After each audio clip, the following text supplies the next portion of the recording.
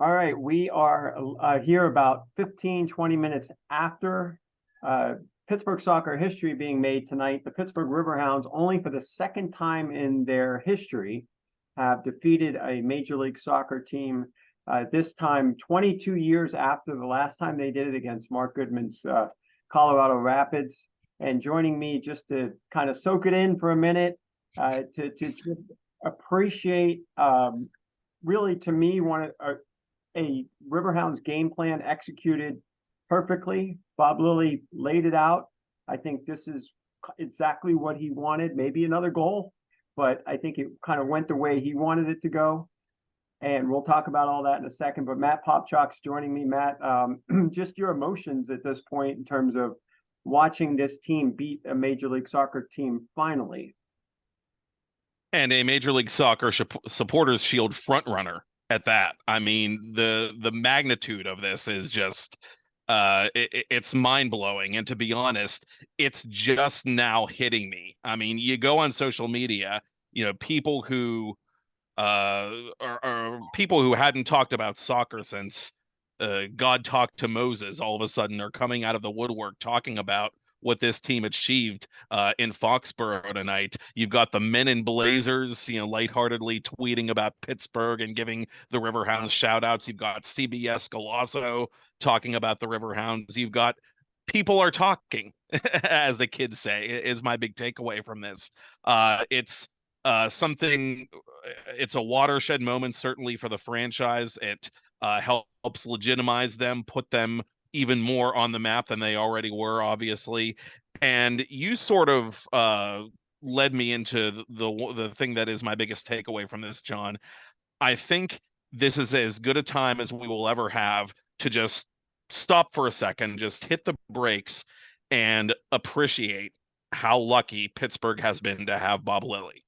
And you talked about it in your retrospective, your story that you did right before the pandemic about, you know, to use the Jerry Seinfeld line, sometimes the road less traveled is less traveled for a reason. Bob Lilly could have been part of the team that the Riverhounds upset tonight. He could have had a nice long coaching career with a winning first division organization. He did not, but he has proven himself again and again and again, and even more so tonight by knocking off one of the top teams in the first division. Not only that, but going into their backyard and doing it his way, doing it with a very tactical textbook performance that really shows the world who this team's coach is. And I knew when just taking stock of the tough luck this team has had in some of the Open Cup games, including last year, taking Cincinnati to extra time and the questionable penalty call and everything, you felt like it was just a matter of time. You felt like it was just when are they gonna stop having such crap luck in these Open Cup games? When are things finally gonna come together? It's gonna happen. It's that waiting. It's the hardest part. It's just a matter of when, and it happened tonight, and it's great for the franchise. I think it does take, sometimes it takes all the right things to line up. And honestly, I think that for as good as the Revolution have been this year in Major League Soccer, and I think they're outstanding. I think they're going to be great this rest of the season. But I do think that, coaches make decisions going into these games. And if you look at the Revolution Twitter, and I don't want to spend much time on that, but the fan reaction is pretty clear that, Arena, he waited pretty late to bring in his wave of top flight subs, some of the top guys to come on and put the pressure on the Hounds. But you've got to give credit to Bob Lilly and the Riverhounds because they knew this. It was the same exact scenario last year against Cincinnati. They were on the front foot in that first half in Cincinnati. They couldn't get the goal. The difference this year were two things. One, they got the goal. Danny Griffin just playing higher up in that midfield line, and we saw that on Friday night in his first match back, and again tonight. It's a little bit of a different role. It's a role he really relishes. Danny Griffin has talked about this. He knew that he had to be in that holding midfield role his previous 2 or 3 years in Pittsburgh, but he kind of relished maybe getting a little higher up the pitch and being involved, being a little bit more of a playmaker. And even before he scored that goal, there were 2 or 3 plays where he was creating things, and almost, had an assist or two in the early moments, maybe the first 35 minutes of the match. But no, it worked in their favor that way. And then the other piece of it was, again, that midfield, that Mertz and Mark Ibarra. I mean, again, Devin Kerr from USL Championships lead analyst. He said this going into the season. Mark Ibarra in the college game had never seen a player who, he was one of the most impressive players he saw at the college level. And he said, would that ever translate? It didn't. He didn't get enough playing time last year, but you could see that development really paying off the last maybe 2, 3, or 4 games. And tonight, I thought absolute masterclass in terms of playing that holding midfield role, snuffing everything out, winning balls back, and just his accurate passing. We don't have the USL stats tonight, so I'm curious to see what his passing accuracy was. The Hounds did not win the possession battle. They didn't expect to win the possession battle, and that's fine. And they did it was what they've been doing on the road most of the season anyway, but they cleaned things up. When they got forward, they were a little bit more dangerous. They ended up having 10 shots, 3 on target, but they were dangerous in enough times tonight that New England had to respect that. And I think that was a huge factor, and it kept the match. It kept, it's one of those things where against an MLS opponent, you think that the lower division team is going to be bunkering in and they're just going to sit back. But that's not what the Hounds did. They looked to counter every opportunity they got tonight, Matt. They did. And by the way, how about that through ball from Ibarra for Griffin? I mean, that was just a brilliant, just absolutely passing a camel through the eye of a needle, for heaven's sake, with that pass. It was a perfect pass right on his toe, and Griffin obviously made it count. And how fitting is it that the New England guy, just a couple days removed from coming back into the organization, and this is something that I've said before on a couple different platforms, John. If there is a player in recent Riverhounds history, up to and including the current team, who probably, in total fairness, for lack of a better word, outgrew the Riverhounds and deserved a look at the top flight, deserved a shot at the next level, Danny Griffin was probably that guy. So it was a bummer to see him go, but I mean, you root for him. You can't not. And for him to come back into the fold, and not only come back into the fold, but he's the kind of player that the casual fan probably isn't going to take a lot of notice of, because he doesn't jump off the score sheet. That's not really his job per se. And lo and behold, his second game back with the club, he not only scores, he scores quite literally one of the most storied goals in the entire history of the franchise. And now he's set for life. 15 years from now, people are going to be talking about what Danny Griffin did in Foxborough on this particular Tuesday night. And to your larger point, to make a larger point, I also think it was important, John, for the Hounds to go out against any team for that matter, whether it's an Open Cup game or a USL Championship match, regardless of the competition. They need to go out and show that they don't need Dequa or Forbes or the other top guns, the big guns, to hold their hand week in and week out. They needed to prove that they can win with some of those depth guys, some of those guys who can play but maybe don't get the respect, like you said, as some of the higher scoring or more regular playing guys in that lineup. I think that speaks to their organizationally how well structured they are in terms of Bob said this after the last Open Cup match. He made no bones about it. He said, you're going to see a mix. Don't expect me to roll out all the starters in the next, even if we're playing in a Major League Soccer, away or whatever against an MLS team.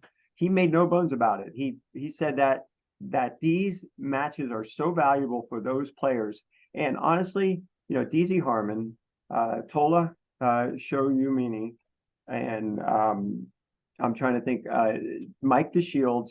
These are guys that are not getting big minutes in the USL Championship. So, the MLS team's playing some of its guys down, of course, we know that. But the Hounds didn't exactly bring out, all their top guns in this match. But Bob, knowing the personnel that he had, I thought he effectively used those players. I mean, Sho Eun-mi at the top and Edward Kiza, I mean, they ran their tails off for 70 minutes. That was their job.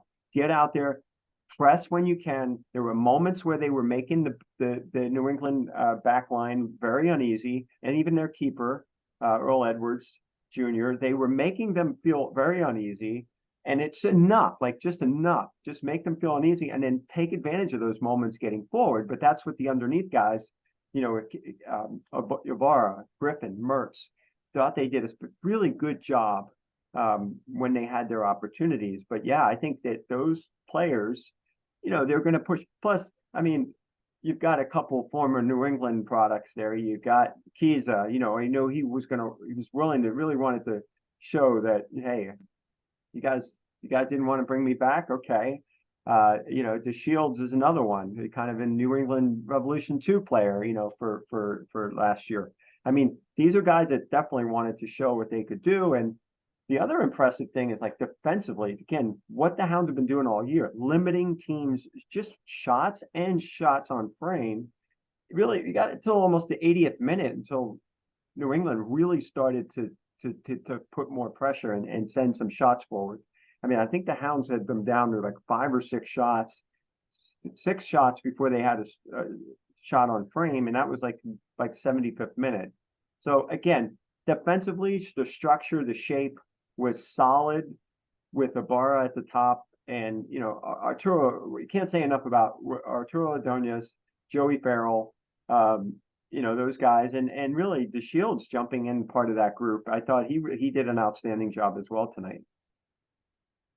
Yeah, like you said, they didn't come out necessarily playing with a full deck, but again, the way Bob was able to coach these guys up and the way these guys were able to take on the identity of their coach, they didn't have to. And you got to give credit to the Riverhounds just as a whole for coming out and playing with that hair on fire urgency that frankly is necessary to even have a shot at beating a team, a top flight team of the Revs caliber. The Riverhounds, they played, like I said, they played with urgency for that 90 minutes, end to end. The Revs, in contrast, just looking at the body language and looking at how Bruce Arena handled his lineup, looking at the difference in micromanagement there, they took for granted that they had guys like Gil and Blessing and others. They took for granted rather that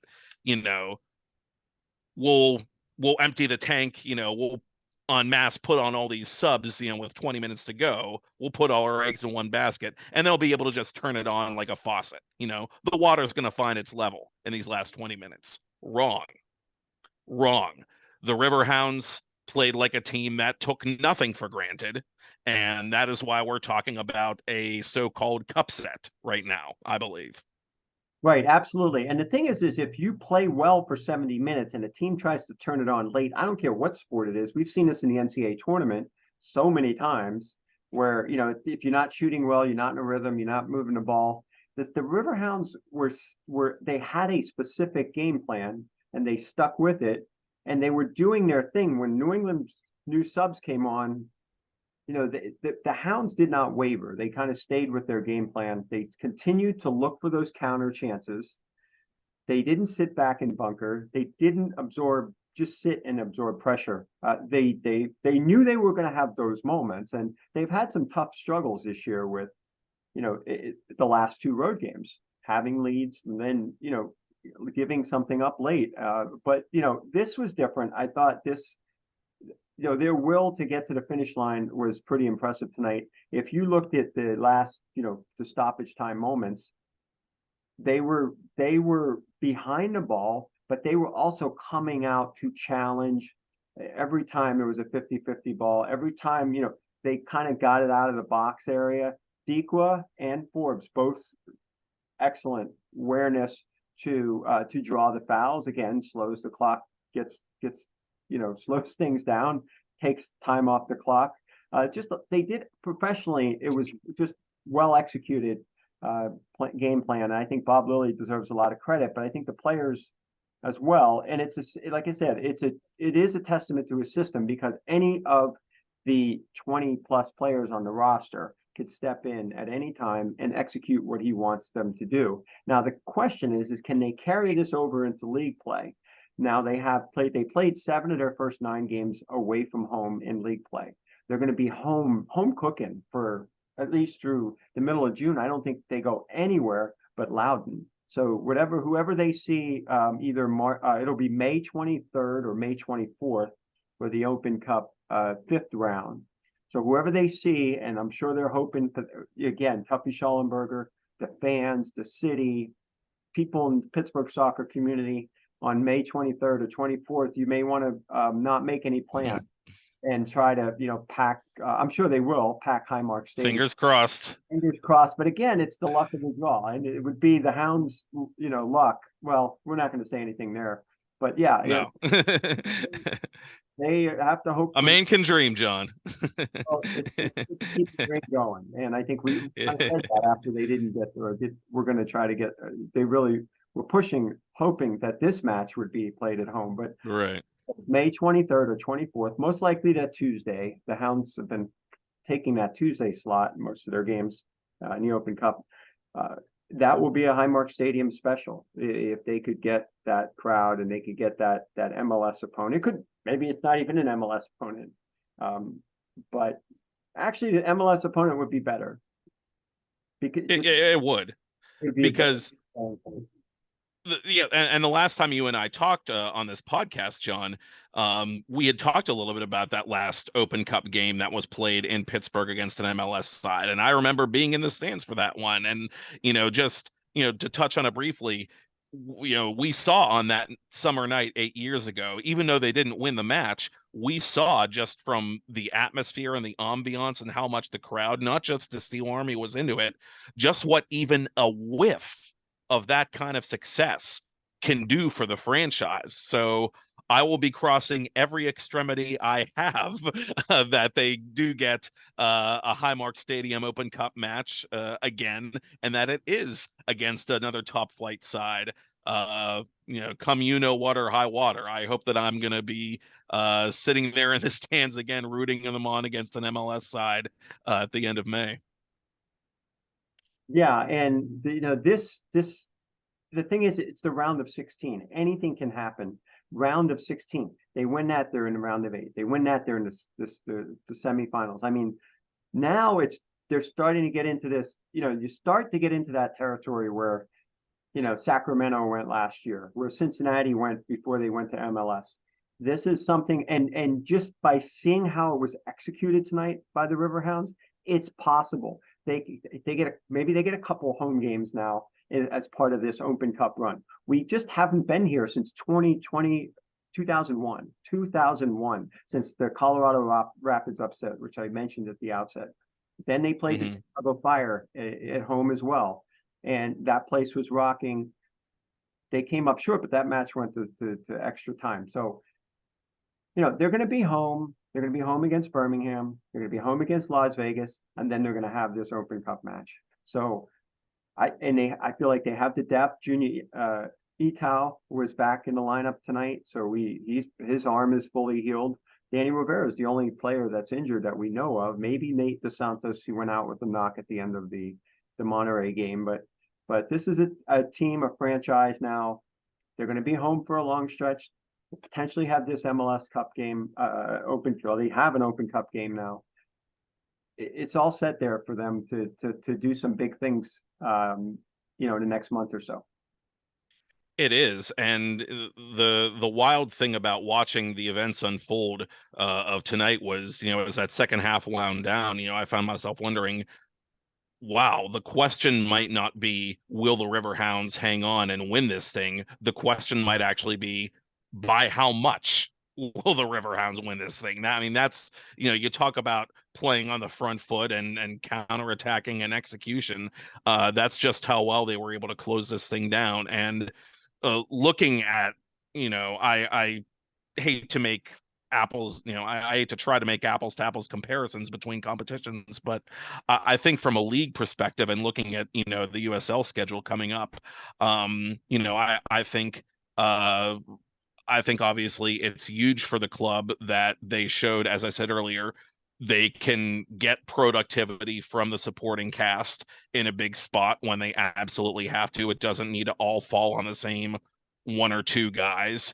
They showed that they can put teams away, which is something they hadn't been doing, and it cost them potentially valuable points into in my mind, very winnable road matches against Indy and Monterey Bay each of the last 2 weeks. And they just they showed that they can execute, they can work their system, they can work their plan, and not be allergic to their own prosperity, as the saying goes. They can stay within themselves, against a team that obviously is going to be the biggest challenge, USL or otherwise, on paper anyway, that they face all season. Now, by that same token, I also think that adversity creates opportunity. Opportunity can also create a little bit of adversity. I think that the potential exists, and if you're Bob Lilly, you're going to be very careful in training, I think, this week, not to let this team start believing its own clippings, as it were. Do people still clip stuff out of newspapers? I don't know. Um, but no, but the, Social the media, point obvious. social media, Yeah, that's all you need. exactly right. No, point taken though, I'm sure.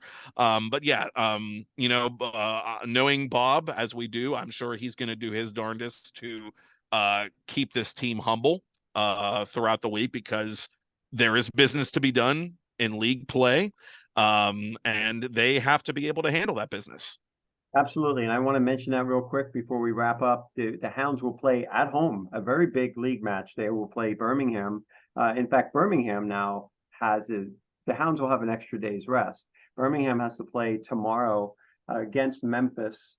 I'm trying to figure out if that's away or not, but it is a round of 32 match as well in the Open Cup.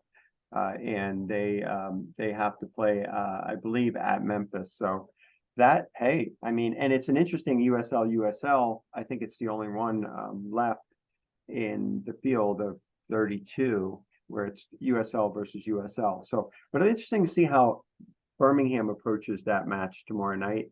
But we know when the Hounds play Birmingham, it's going to be a war. It always is. It's always a really toughly, tightly contested match, and that's a team the Hounds are really shooting to knock off the block, because right now Birmingham's a little ahead of them in the standings. So absolutely, I think, Bob, you're right on. I think tonight they enjoy the moment. Tomorrow they probably get the day off. They normally off on Wednesday anyway. They go back to training on Thursday, and Friday a little light training, and then they're ready to go Saturday. So it's business. It's business as usual. And with a coach that pulls off an upset like he did tonight, I think he's been around a long time, and I think he knows it's all business. This is a team that a lot of young players, and Bob counted on those young players. I think he made a specific intention this year, roster build up wise, to go younger. And I think some of these guys are starting to, pay dividends. They know their roles. They're doing their roles really well, and they did it tonight. And I thought that was a real good sign. And all these second year players, I mean, just think about this: Jamali Waite, Mark Kabar, Arturo Ordonez. I mean, these are second year guys that are starting to really show.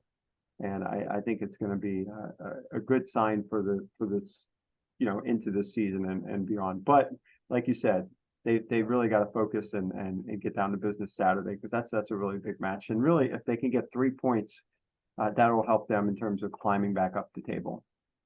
It's cliche to say that it's good to be home again, but I think in particular in the Riverhounds case, it really is good to be home again. All these miles logged, all the travel. I don't know.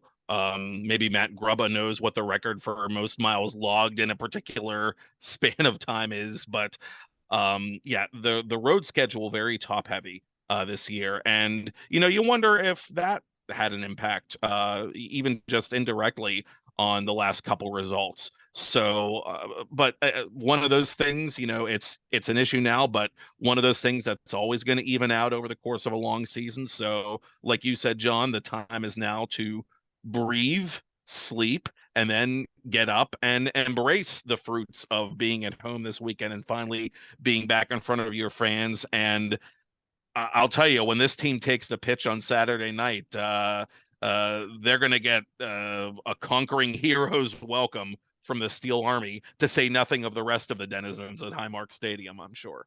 Sure, and a boost for a home crowd maybe to be really good on Saturday, but as well. But one point I want to leave you with, and that is Robbie Mertz too, saying about all the road. He said it just felt like the norm. They won't really feel it till they get home. And I do think maybe, yeah, the last two league matches that hurt them, they were definitely the wear and tear. But tonight, I think they were ultimately prepared. They have been playing on the road all season. They were not intimidated.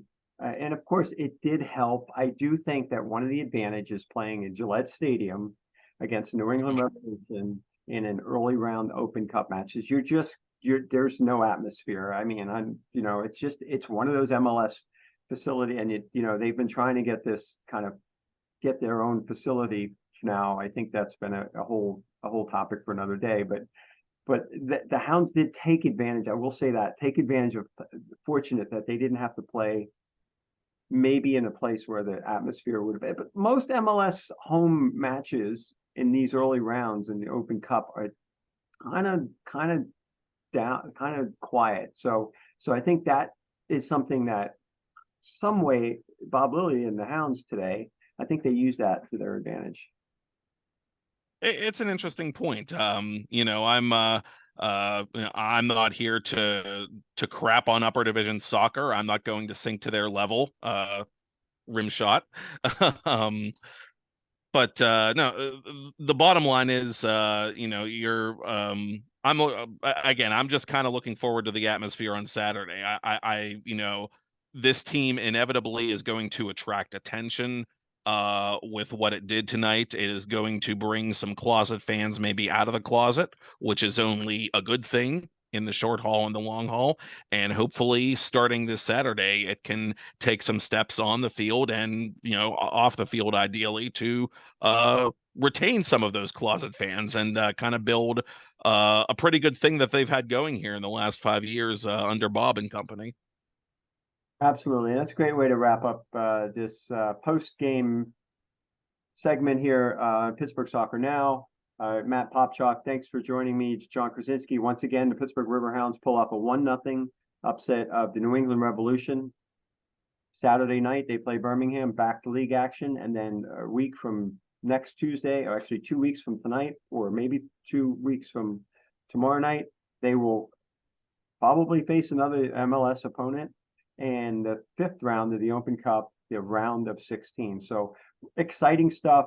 Great time to be a soccer fan in Pittsburgh. And sky's the limit for this club, but we'll see where it goes from here. All right, Matt, thank you again for joining me, and we will talk soon. Thank you, John. Always a pleasure. All right, good night.